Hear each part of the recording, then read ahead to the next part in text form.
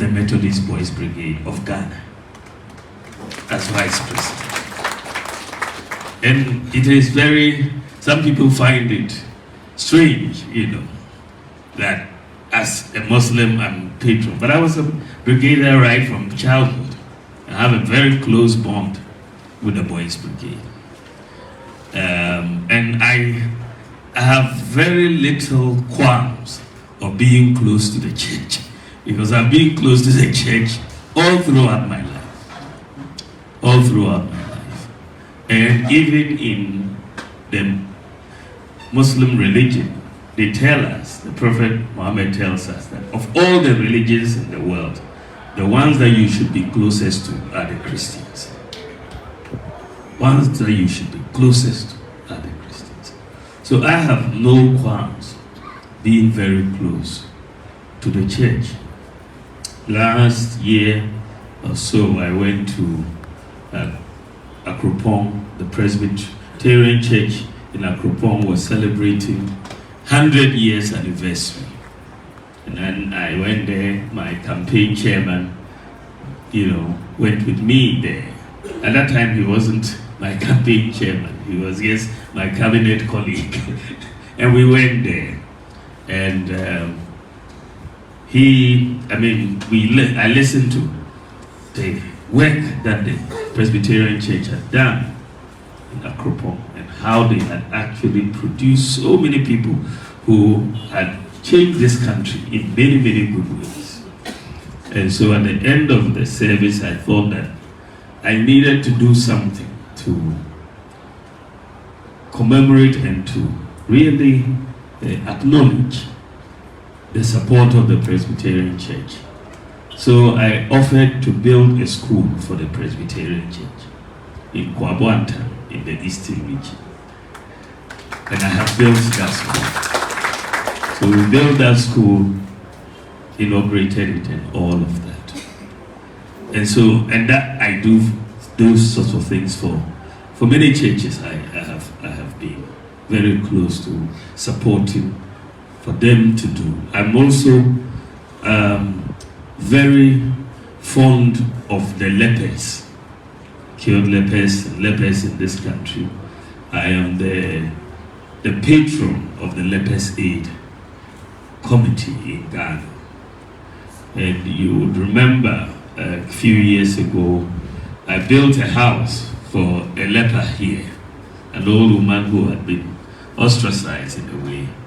And we did that. Recently, I've also been made the patron of Mother Teresa's Soup Kitchen in Accra to help us with the street children and all of that. I'm just telling you about where my heart is as a politician. It's about helping the poor and the vulnerable. Tomorrow, I'll be inaugurating some hostels, training facilities for Kayaye in Accra. We went and I saw how these young girls were sleeping outside when everybody had left and gone home. I went around 11, 12, just walked around. They're sleeping outside, suffering all sorts of things. And these were girls coming from the north. Many of them actually have been to school, but they had no opportunities. But I said, look, we have to do something better as a country.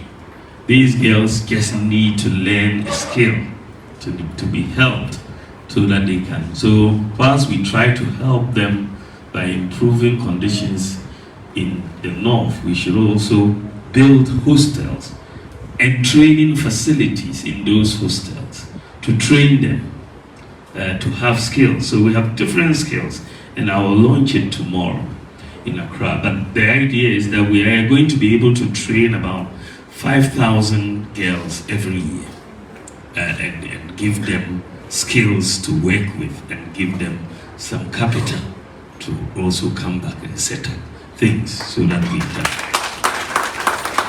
do all of these things.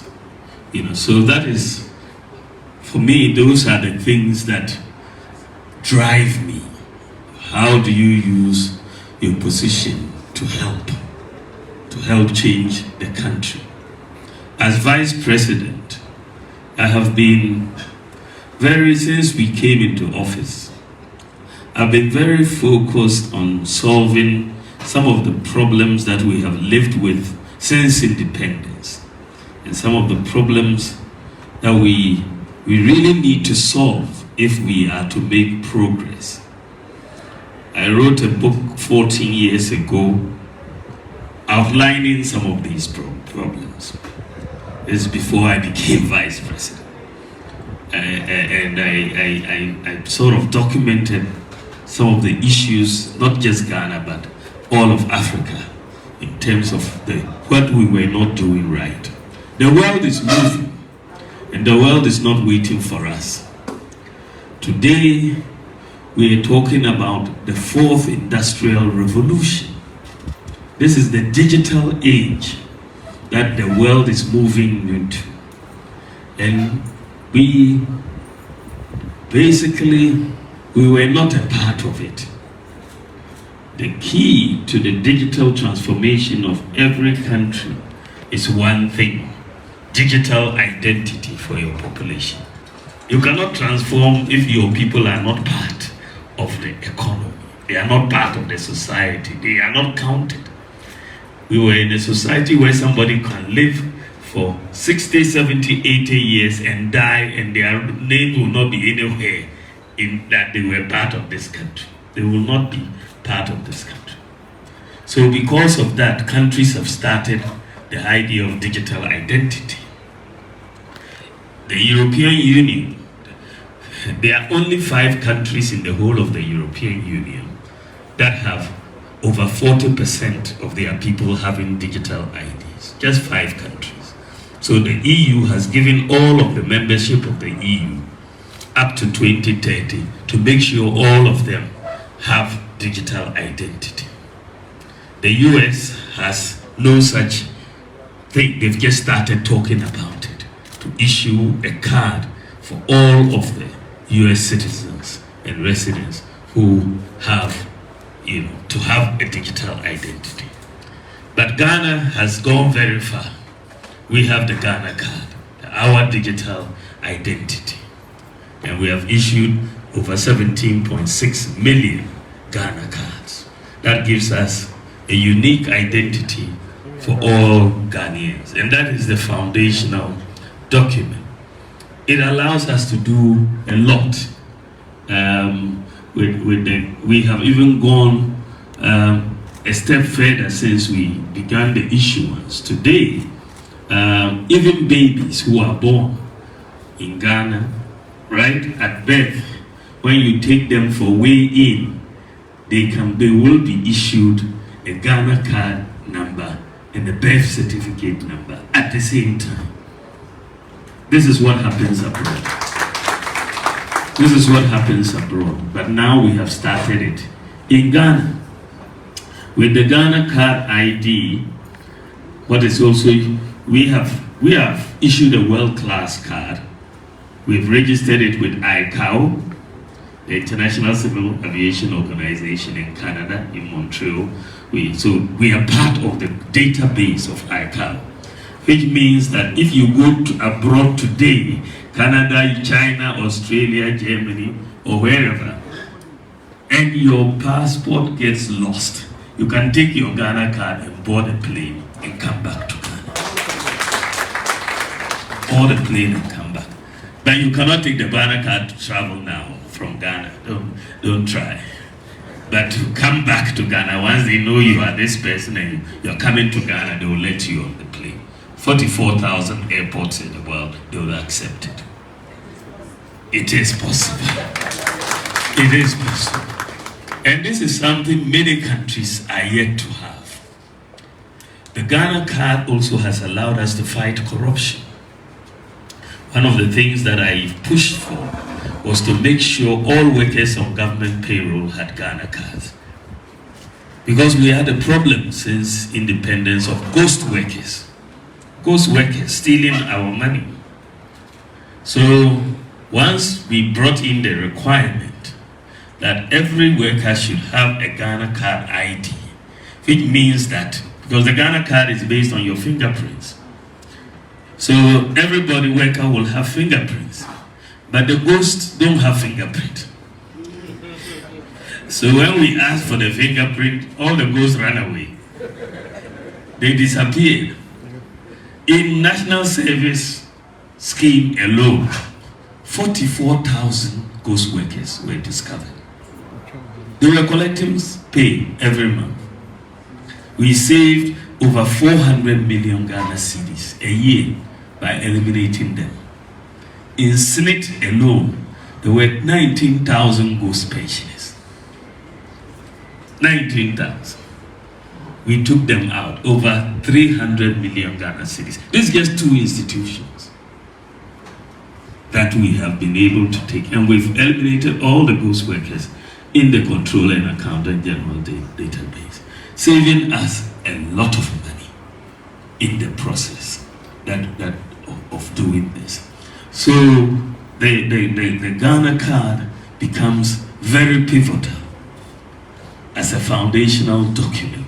It is giving all of us a unique identity and allowing us so that, today, if you're a student, you need a student loan, you don't need to have a guarantor if you have the Ghana card, because we know where to find you if we need them. Another problem that I had to tackle in Ghana, which was key to our development is the lack of an address system. We didn't have an address system. The mango tree, blue house, the cocoa seller, turn right. If it doesn't appear, you are in trouble. That was our problem. We used various landmarks to give directions to people's offices and houses. I said, no, we cannot do this. For any country, if you go to the bank, you want to open an account, they'll say, what's your address? You don't have one. There's a problem. They will even say, draw the direction to your house on a paper and all of that. It was a cumbersome process. Even going to apply for visas was a problem, because they don't know if you have an address, where you say you are living is actually where you are living. So we looked at it and I said, well, this is really the digital age. We have global, satellites, GPS, that is working, and let us leverage on that. And let's go for a digital address system in Ghana. It means every house or office or location can have a digital address. Everyone, whether you are in a poor area or a rich area, village or town, you have an address. So we've implemented a digital address system in the world, and we are only the second country in the whole world to implement a digital address system. The whole world. The whole world. And of course, we are coming in late, but we are making major strides in this area. There's no place in Ghana today that doesn't have a digital address. So you can drive to anywhere, you can deliver any good anywhere, and all of that. So it's a major thing for us. We take it for granted, but it didn't used to be there. The third thing that I pushed to do was to make sure we could all have access to financial services. This was one of the biggest problems, because so many people did not have a bank account or access to financial services. And there were limitations. Many people had mobile money accounts, but the mobile money accounts were limited in terms of usage, because if you had Vodafone, you could only transfer money to Vodafone customers. If you had MTN, you could only transfer money to MTN customers. And you could not transfer money between a Momo account and a bank account. It wasn't possible. So I said, look, let us implement a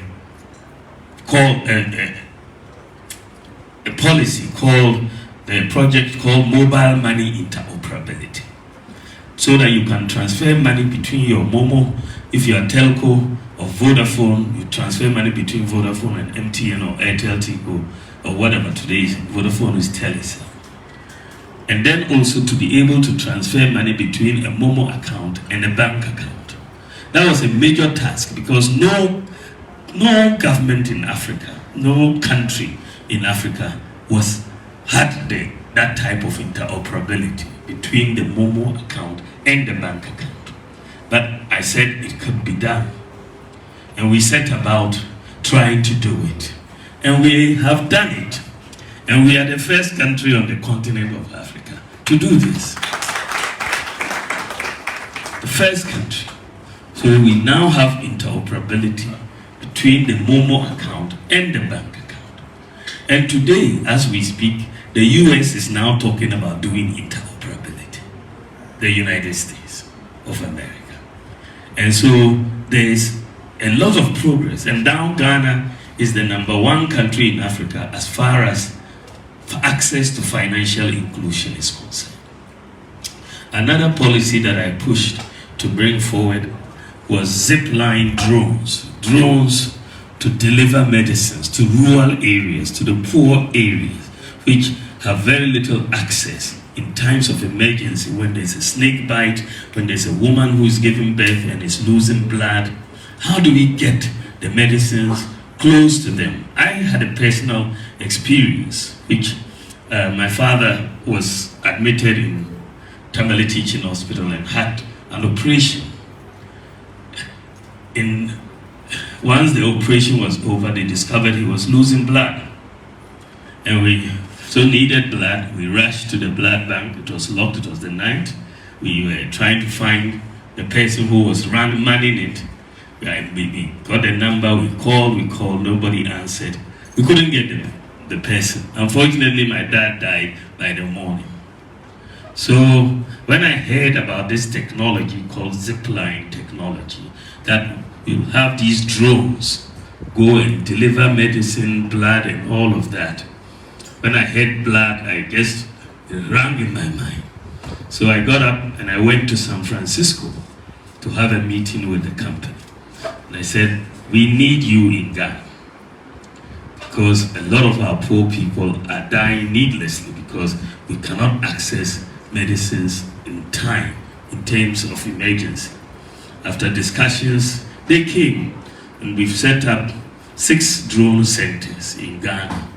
And they are flying about an average of 100 flights a day from each of these centers. And they are delivering medicines, blood, vaccines, and saving lives every day. Lives every day. And in the process, Ghana has become the world's largest medical drone delivery service. The whole world. The whole world. We are #1 in medical drone delivery. What was interesting, a few months ago, this company, which is called Zipline, they are San Francisco headquarters. In Ghana, all the people who are manning the drone centers are 100% Ghanaian. All of them. There is no foreigner money. They are our young men and women. So they, being the world's largest medical drone, they have a lot of experience and they've built a lot of expertise in a very short time. So they came from San Francisco to recruit a Ghanaian to go to San Francisco to lead a team of drone flight operators. From San Francisco, they came to Ghana to recruit somebody. So we are getting to the forefront there. We are doing things that even the advanced countries have not done. So we're moving in that direction. One of the things that I've also championed and pushed is the digitalization of patient records in our hospitals. We have problems when you go to a hospital. They may have a problem finding your folder. If they can't find your folder, you are in trouble. That means your medical history is lost. And if you don't know medicines you've taken and those that you shouldn't be taking, and you are not that literate, you may not be able to explain it to the doctor. So we very much pushed for the digitalization of patient records. Not only that, but for a networking of the hospitals around the country. So we've started and we've completed the networking of all the teaching hospitals, all the regional hospitals, all the district hospitals. And we are going to continue with every hospital and CHIPS compounds, health, all we should finish by next year.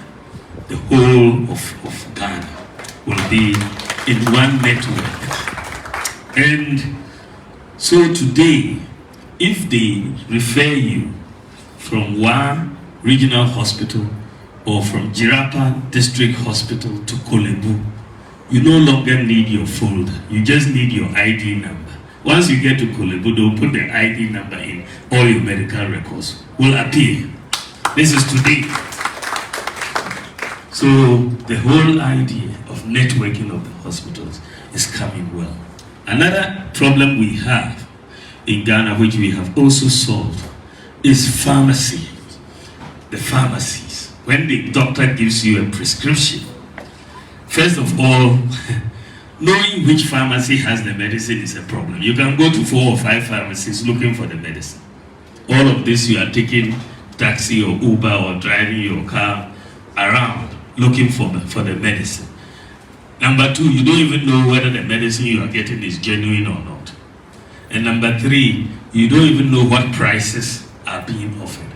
So we decided to set up the first e-pharmacy platform in the whole of Africa.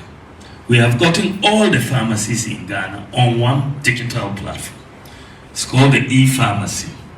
And that means now we will relaunch it in a few months when it's all done. But it's working now. But all the pharmacies, so now if the doctor gives you a prescription, you can upload the prescription on the platform and it will tell you which pharmacies near you have the medicine and how much they are in each pharmacy.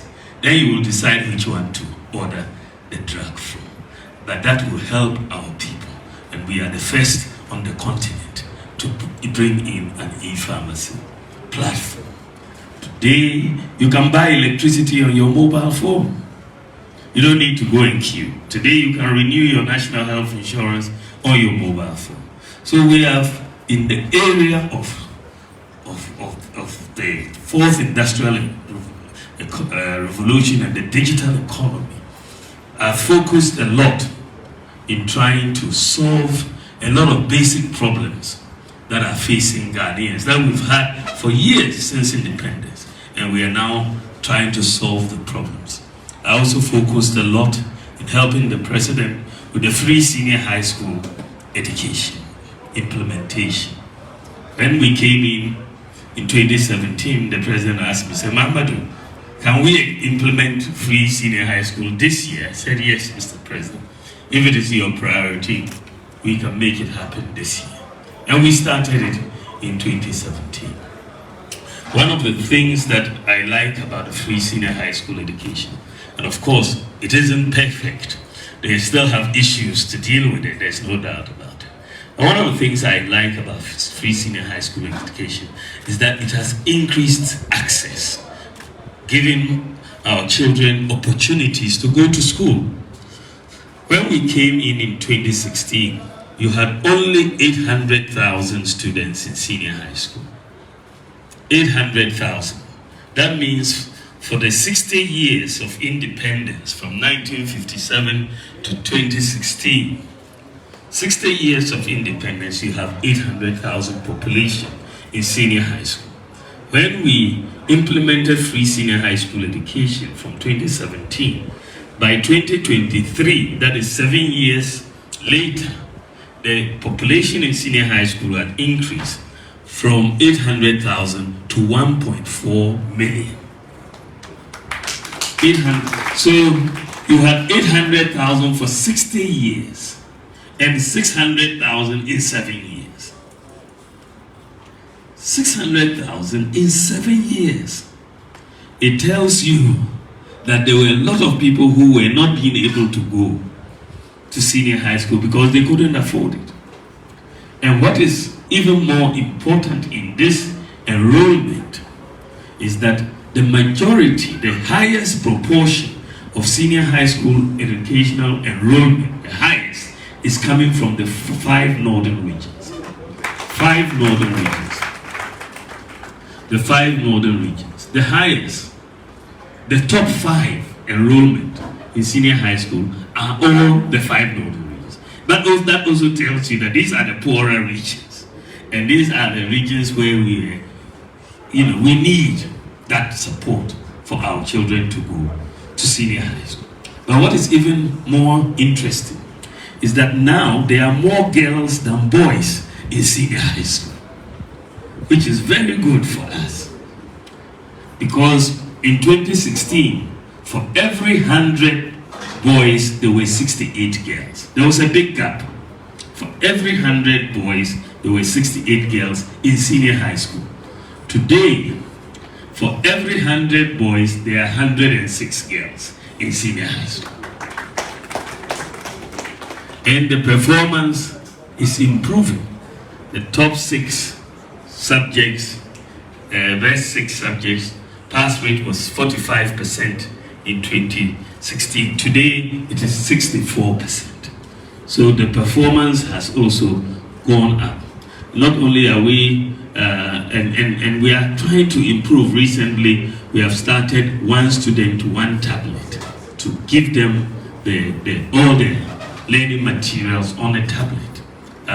Again, we are one of the few countries in the world, definitely the first in Africa, to do 1 student, 1 tablet in the senior high school. But we are going to have to now refocus on the basic education, refocus on all of these other areas. We are moving also we are focusing a lot in the last 7 years. We focused a lot on TVET education. That has been a big passion of mine. TVET education, we've invested 6 billion Ghana cedis in the last 7 years to retool our TVET institutions. The existing 34 NVTIs, we've really brought them to state-of-the-art level. You need to visit some of the schools to see that we have done so much investment in the MVTIs, in the 10 technical universities, in the 13 technical colleges. We've really invested a lot in them.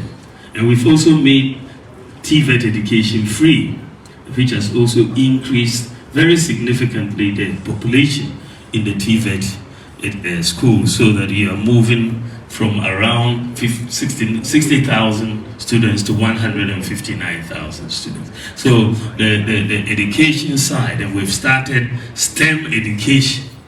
And our students are very, very adept at STEM education. Recently, as in last week, Prempeh Boys College won the World Robotics Competition. The whole world. The whole world. From Ghana. From Ghana, we won. This isn't their first time anyway. Mamfi Girls Methodist School also won the world's robotics competition in another year. I'm talking of beating countries like the US, Germany, Japan, UK. They beat Korea.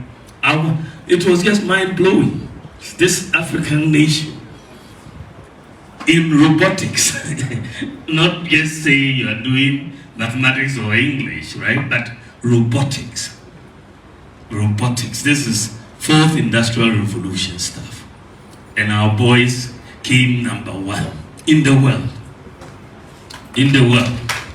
So when we are talking about investing in STEM education, this is what we are trying to do, to make sure our children can be competitive globally, because that is what is happening globally, and so on. So we are moving in that direction. I've championed 1 constituency, 1 ambulance. We've had it. I've championed Agenda 111. After COVID, we made the decision.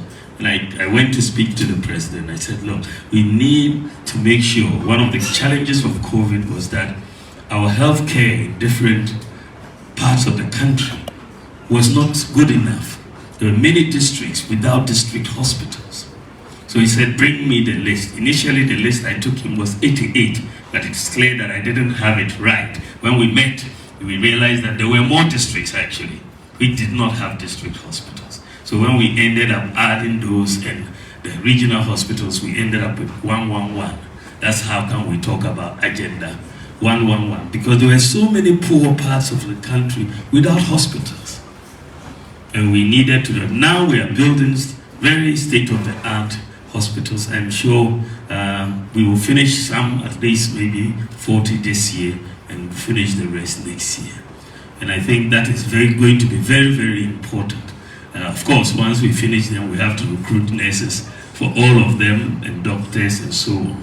But it will help healthcare delivery in Ghana, of champion other policies like gold for oil policy and so on. So by and large, you see that a lot of people have made the point that if you look at vice presidents who have come through Ghana, I'm probably one of the most effective vice presidents in the history of the country. In all humility. This is what people are saying generally, looking at my body of work as vice president, which I have very limited authority in that position. But looking at the body of work I've been able to do in that position, I believe that if I've been able to do all of this as vice president, then if you make me president of the republic, I'll do even more. I'll do even more. I have a vision that I want to implement in Ghana, to build on what we have done as a government. I also want to push a few things. Agriculture is my biggest priority. That we need to re-look at agriculture. At the moment, we are really focusing a lot on small-scale agriculture. Countries that do well in agric are large-scale, commercial, technologically driven, irrigation-driven agriculture. Brings predictability to our farmers.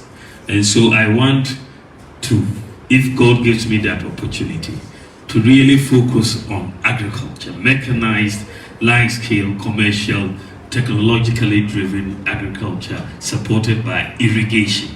And we have a lot of land in the north, big land, the amount of land space, the future of agriculture in Ghana is the north. So we need to do a lot to help us build this country. That will bring food prices down.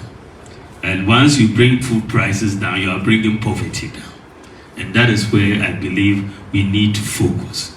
The second area I want us to see a change is in electricity generation. At the moment, we generate electricity by importing fuels. We have to look for foreign exchange, bring in the fuel prices. If anything happens in the Middle East, fuel prices go up, our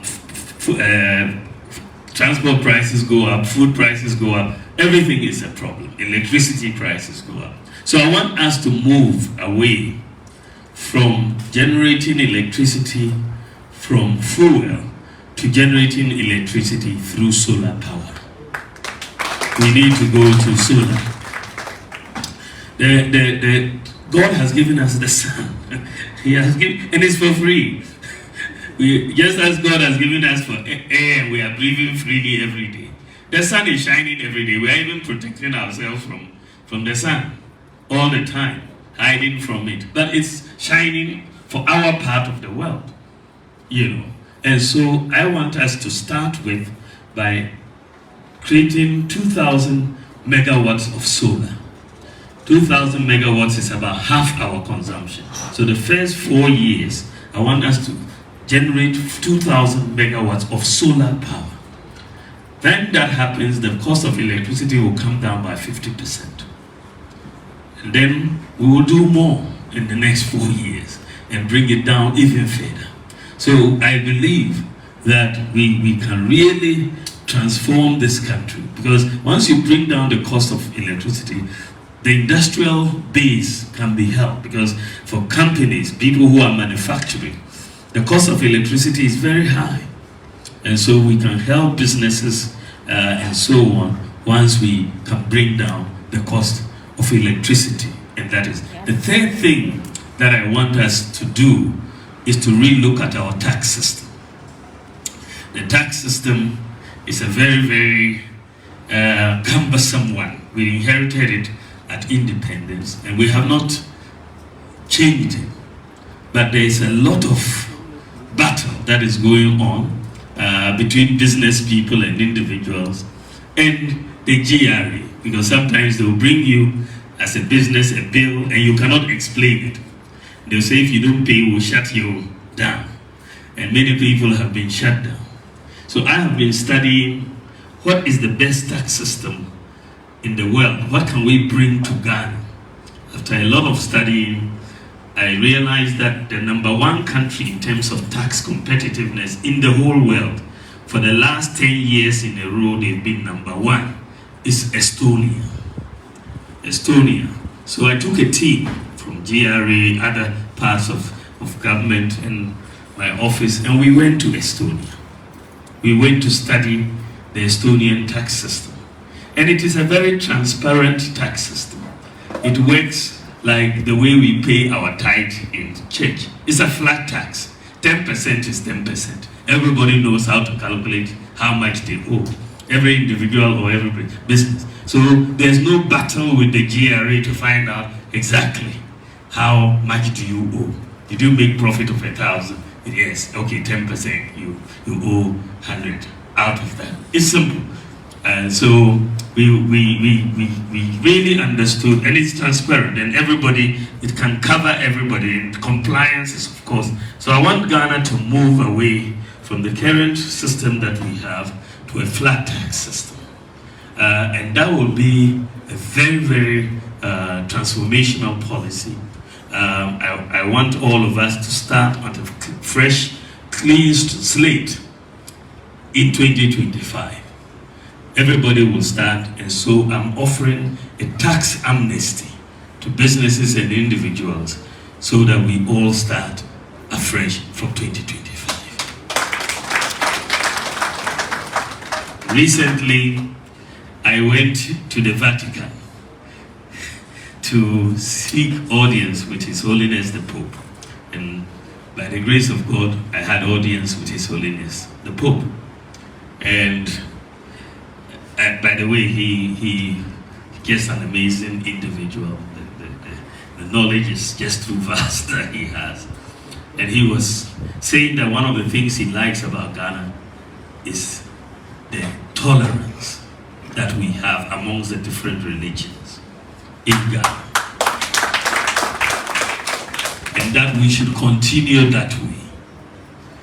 That we should continue that way. And I said to him to pray for us so that it continues that way in Ghana.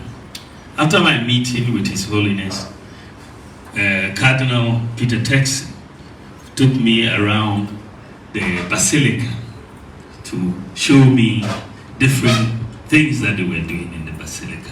I mean, the different parts of the Basilica. As we were going around, he was showing me. I saw some work, some people doing some work in one area. So I said, oh, what is going on here?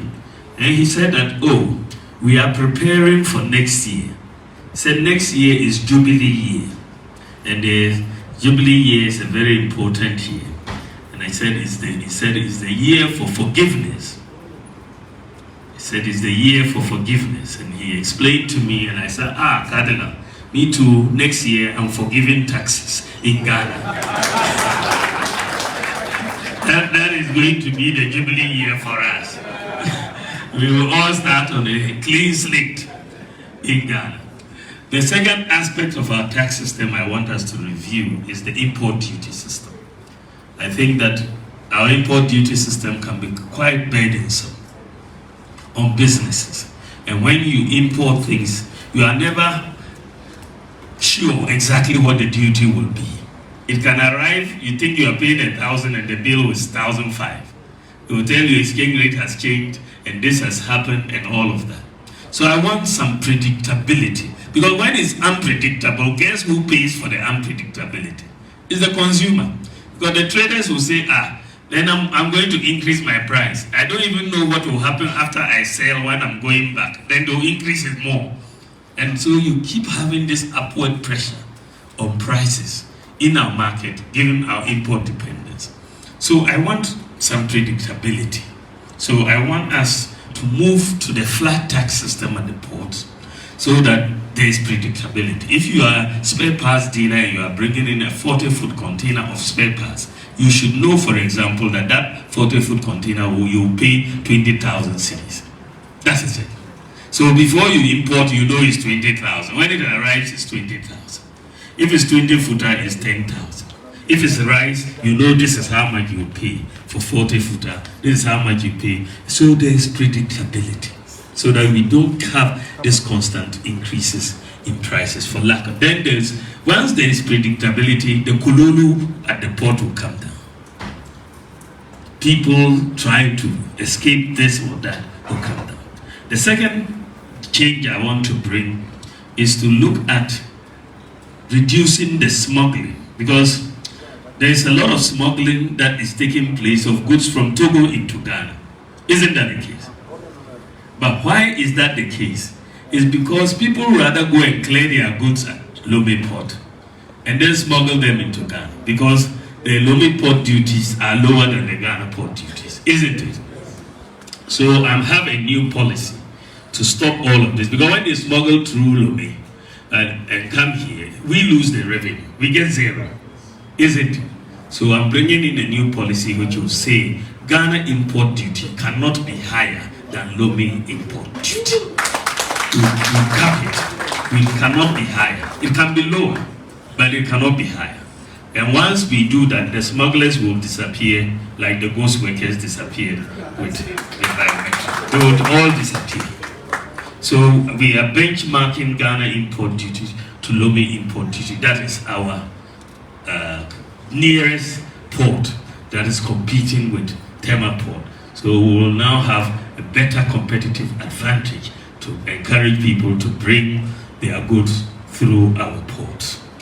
I also want us to relook at our relationship with the church and the faith-based organizations. I think that we need government and the church and faith-based organizations need to get closer. We need to get closer, and because at the moment, if you look at it, and I have looked at it a lot, the church is the biggest development partner of government in our country. You look at the schools that they build, look at the hospitals, the universities, and you will know that without the work of the church and the faith-based organizations, this country will be a very different country. You take away all their schools and you see what will happen to us. We will be in trouble, isn't it? But how do we incentivize the church and the faith-based organizations? We don't really incentivize them. Rather, we think our development partners are the foreign development organizations.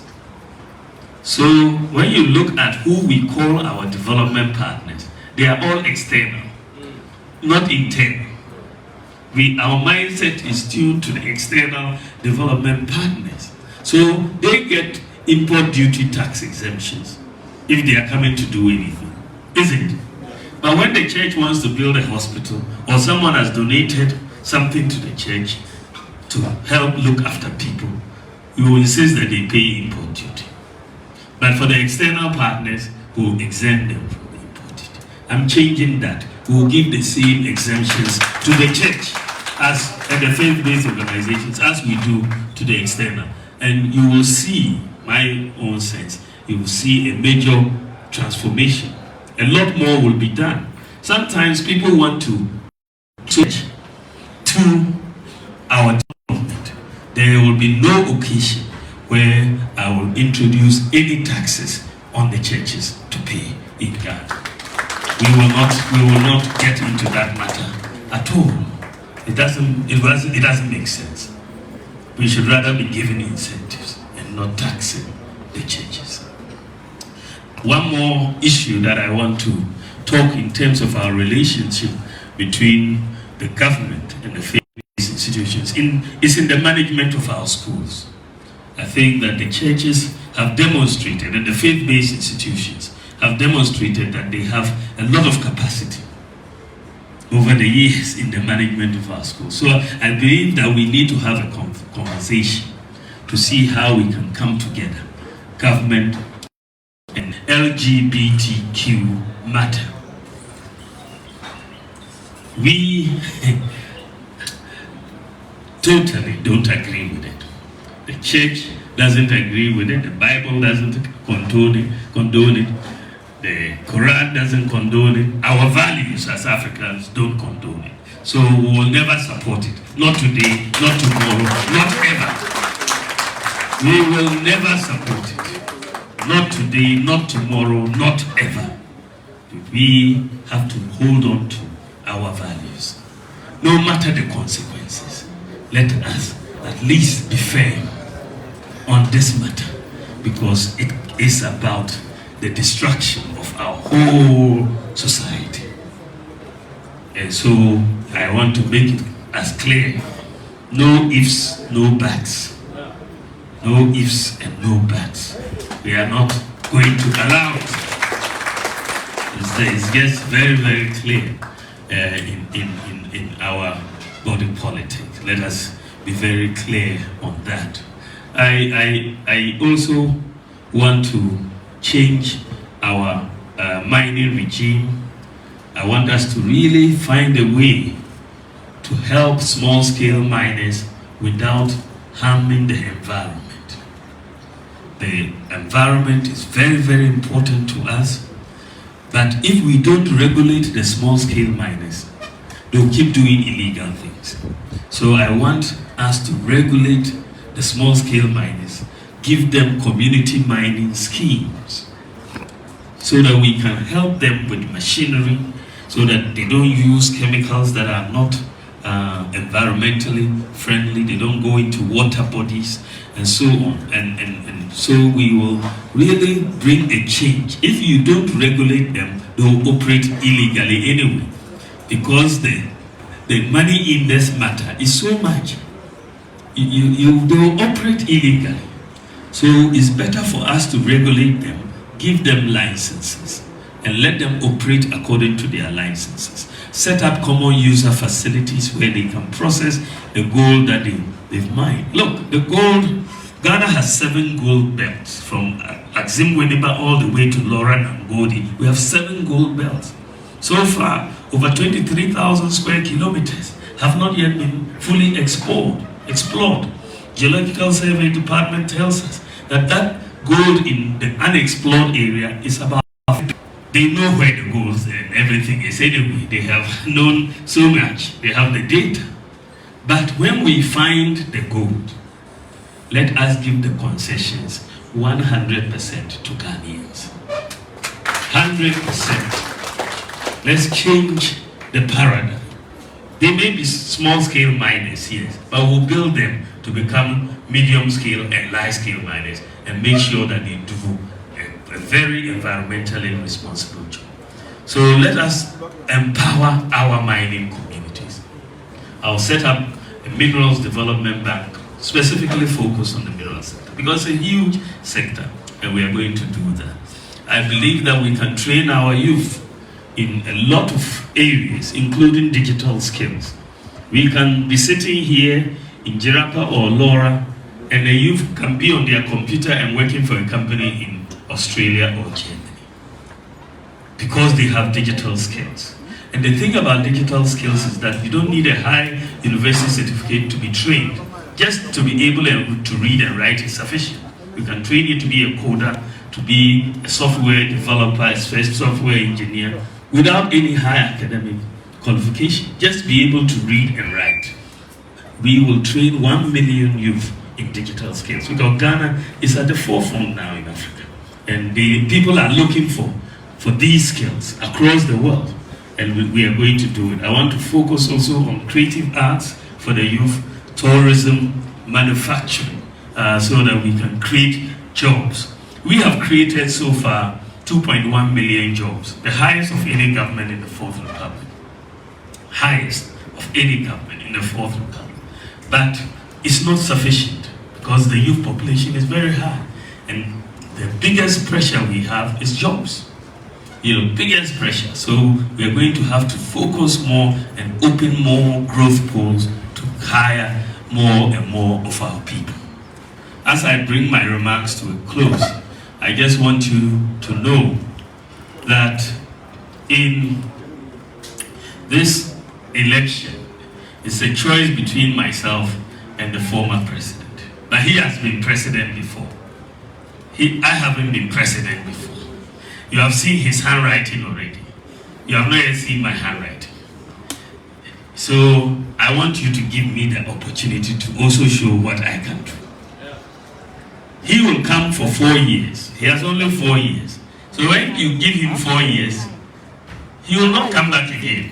No accountability. As for me, I will know that in 4 years' time, I have to come back and speak to you, and you ask me questions. So I will work very hard. I will work very, very hard so that when I come back, I can answer your questions. So, but for him, he won't need to come back again. It will just be bye-bye, and you won't see him again.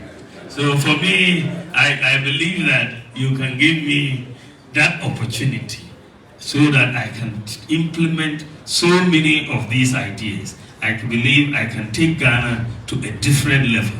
And I need your support, and I need your prayers. Thank you very much. God bless you.